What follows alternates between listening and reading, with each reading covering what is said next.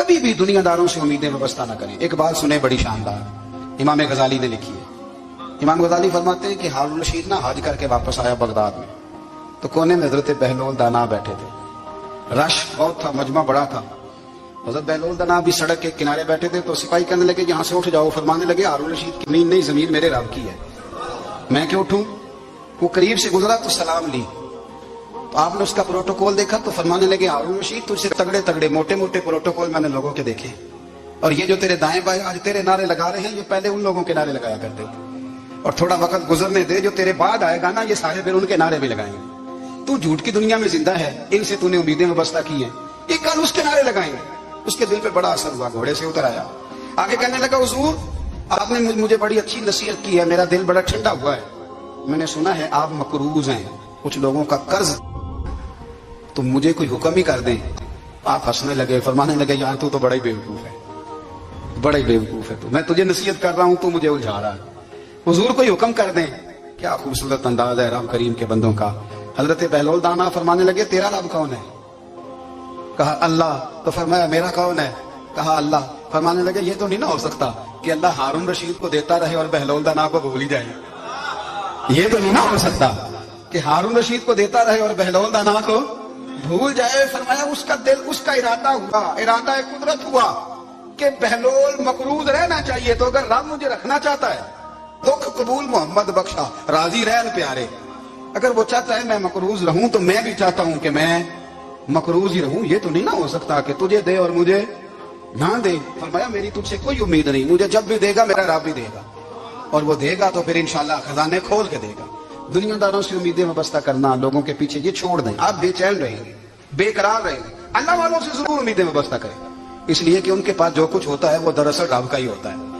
लेकिन सेठों से, नवाबों से, सियासतदानों से बाहर आ जाए, हमारी बड़ी उम्मीदें वाबस्ता है। मैं अक्सर कहता हूं जितने फेरे नौकरी के लिए दुनियादार के दरवाजे पे लगाए हैं ना, इससे कम दफा मस्जिद में नफल पड़े होते तो रब उतनी बड़ी मेहरबानी फरमा देता। तीसरी बात ये याद रखें, अगर सुकून लेना चाहते हैं ना, अगर सुकून लेना चाहते हो ना, तो लोगों को डिस्कस करना बंद कर दो। बहुत सारी कमजोरियां हमारे अंदर होती है ना, फिर अल्लाह हमारी रोजी तो नहीं ना बंद फरमाता। ये तो नहीं कहता कि जमीन से निकल जाओ। अगर यही वाला मामला हो जो हमारा है कि वो शादी पे इसने मेरे साथ बुरा सलूक किया था, सारी जिंदगी बुग़्ज़ रखना है। अगर यही मामला फरिश्ते अल्लाह की बारगाह में कहें कि या अल्लाह इसने फलाने दिन शराब पी थी, अब इसको जमीन में नहीं रहने देना, निज़ाम जिंदगी चलेगा। तो अगर अल्लाह हमें माफ करता है तो हम बंदों को माफ क्यों नहीं करते?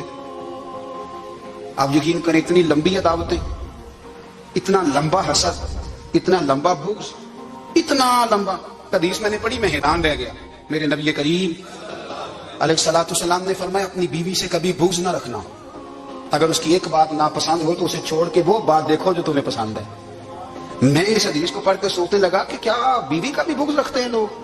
अब हुजूर ने कहा है तो इसका मतलब है लोग बीवी का बुग़्ज़ भी रखते हैं। अब इस पर इस्तदलाल करके मुझे कहना पड़ेगा कि ससुराल वालों का बुग़्ज़ भी रखते हैं। कहना पड़ेगा कि भाई के ससुराल वालों से भी बुग़्ज़ रखते। इस हदीस की रोशनी में मैं समझा के लोग भाभी का बुग़्ज़ भी बुग़्ज़ रखते हैं, बुग़्ज़, वरना आदतें तो हमारी भी कई बुरी होती हैं। अगर आदत एक वजह बने इख्तलाफ की, तो आदतें तो हमारी भी कई बुरी है, लेकिन हम अपनी बुरी आदतों समेत अपने आप से प्यार करते हैं, और सामने वाले की एक भी आदत बुरी हो तो उससे बुग़्ज़ रखते हैं। बुग़्ज़ ना पैदा करें। मेरे नबी पाक अलैहिस्सलाम ने फरमाया कुछ चीजें तुम्हारे दीन को मूंड डालेंगी, तबाह कर देंगी, काट देंगी। हुजूर कौन सी? फरमाया हसद, तकब्बुर और बुग़्ज़, ये तुम्हारे दीन को तबाह कर देंगे।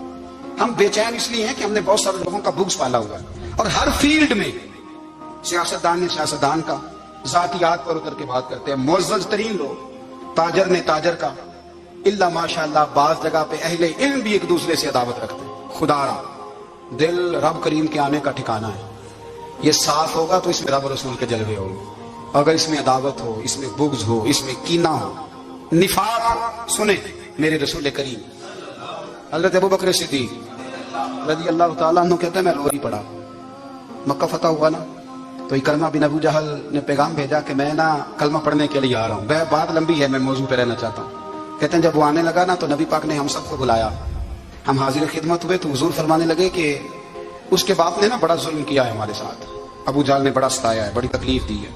अब मुझे बतलाएं कि वो एक दफा किसी शादी पे बहस होती है बीवी के भाई के साथ, फिर सारी जिंदगी उस बेचारे को माफी وہ 10 دفعہ گھر آتا ہے معافی مانگنے پر سوال ہی نہیں پیدا ہوتا میں اوہ مجھے کہہ دیا یعنی پھر میں مجھے کہہ دیا آپ نے اور میری شان میں بے ادبی اور پھر میں معاف کر دوں توبہ توبہ توبہ یہ کیسے ہو سکتا ہے میری ناک نیچی ہو جائے گی اور آپ نے مجھے کہہ دیا سوال ہی نہیں پیدا ہوتا اور یہ رونا میں اکثر ہوتا ہوں کہ شادی والے دن داماد صاحب کا زیادہ دماغ خراب ہوتا ہے جب چھوٹی سالی کی شادی ہوتی ہے نا اس دن اس کو بخار چڑھتا ہے اس کو کان میں کہتا ہے تیری عزت نہیں کر دیں اس دن اس کا دماغ خراب ہو جاتا ہے بچے اٹھا کے نکل آتا ہے وہ بیچارہ سسر منتیں کر رہا ہوتا ہے کہ تیری مہربانی آ جا یہ عزت کرا رہا ہے تو میں نے کہا احتجاج کر کے جو عزت کرائی جاتی ہے وہ عزت نہیں ہوتی ہاں یہاں مانگ کے عزت دیتے ہیں لوگ یہ احتجاج کی کوئی عزت ہے آپ کے اندر کمالات اتنے ہوں کہ آپ کی عزت کرنے کو دل چاہے یعنی مزہ آئے یعنی لطف آئے یعنی آپ دور بیٹھے ہوں تو کسی کا دل کرے آپ کو اسٹیج پہ بلانے کے لیے یہ کیا بات ہوئی کہ چھائے جانا اور بھاگ کے آگے جانا ان سے نکلیں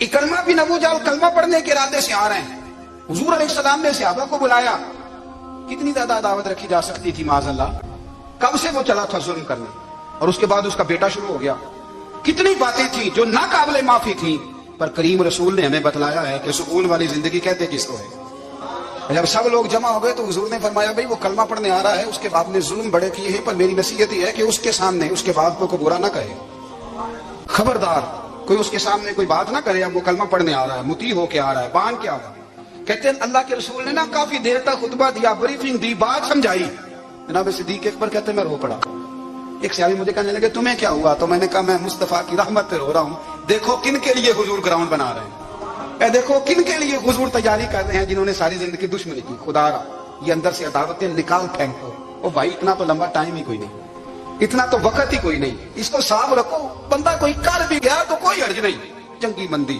سجنا کولوں 100 واری ہو جاندی یار یاراں دا گلا نہیں کردے